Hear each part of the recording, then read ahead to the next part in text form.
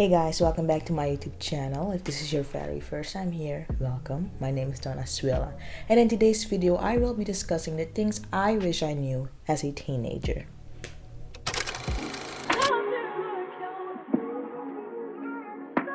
The first thing I wish I knew as a teenager is that when a guy tells you he's not ready for a relationship, the with you is silent.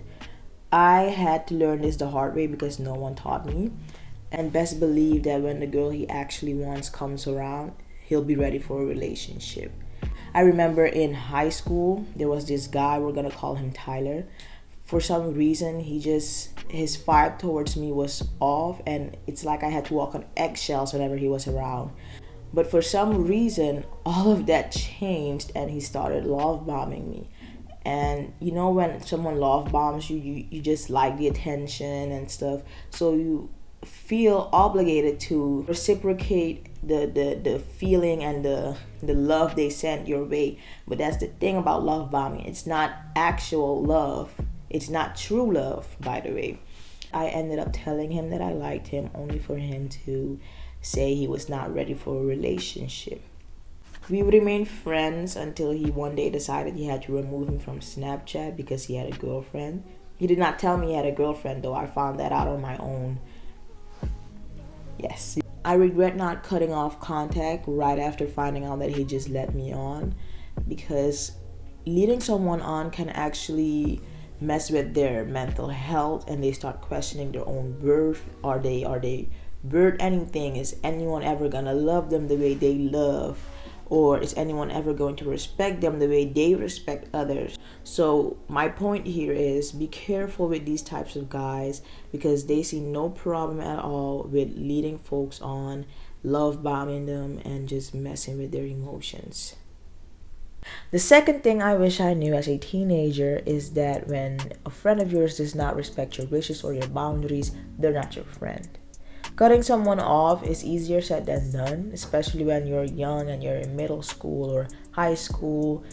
Almost everyone is afraid of being alone at that stage in life, because you're still developing and you're still growing and you don't want to be alone.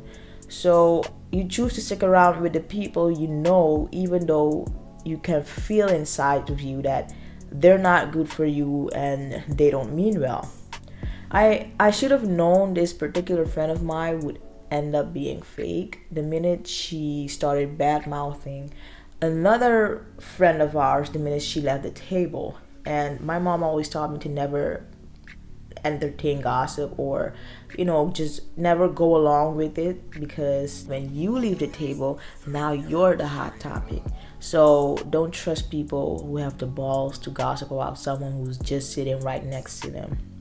So there was this get together going on at her house, that one friend of mine that started bad mouthing the other friend of ours. We were at her house with a few other folks, and something had happened a few weeks before that had me crying during lunch break. She had also witnessed that, and a few other kids. So during that get together, someone asked, okay, what happened? I heard so and so. I begged her not to say a word, so we just left it at that. Eventually, my mom came to pick me up, and the minute I left her porch, I overheard her spilling it all while laughing. And even after I asked her not to say anything, she disrespected me by doing the opposite. If you can be alone instead of having fake friends, I would say be alone. The fake friends and their drama, it's not worth it at all.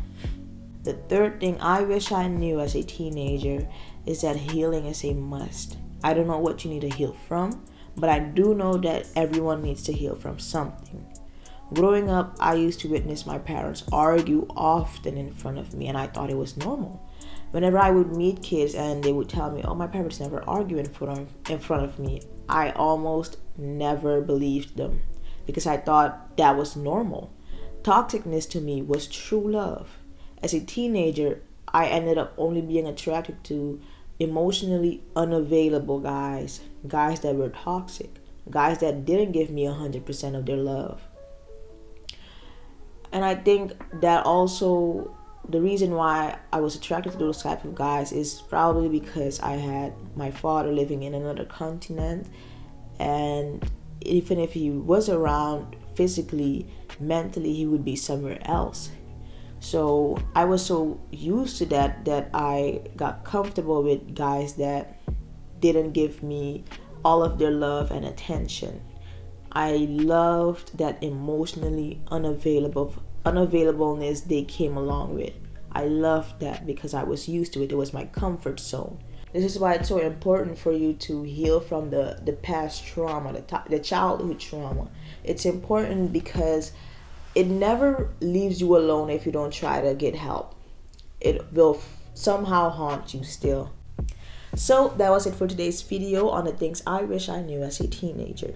If you've enjoyed it, feel free to give it a thumbs up or share with your friends. Thank you for tuning in with me, and as always, till next Wednesday. Bye-bye.